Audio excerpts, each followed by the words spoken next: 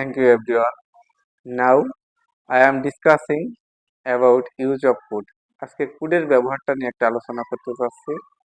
Could, এই কুডের বাংলাটা কি আসলে? যদি আমি এরকম বলি যে আই কুড গো দেয়ার, আমি সেখানে যেতে পারতাম।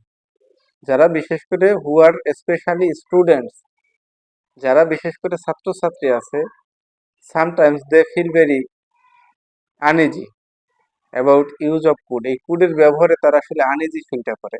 যেমন আই কুড ইট, আমি খেতে পারতাম। আই কুড প্লে, আমি খেলতে পারতাম। এই কুড হচ্ছে পারতাম কথাটা এরকম, যে আই কুড গো দেয়ার, আমি সেখানে যেতে পারতাম। I could play in the field, আমি মাঠে খেলতে পারতাম। আই কুড ইট, আমি খেতে পারতাম। আই কুড রাইট, আমি লিখতে পারতাম। আই কুড রিড, আমি পড়তে পারতাম। কুডের ব্যবহারটা বোঝা গেছে? Thank you everyone.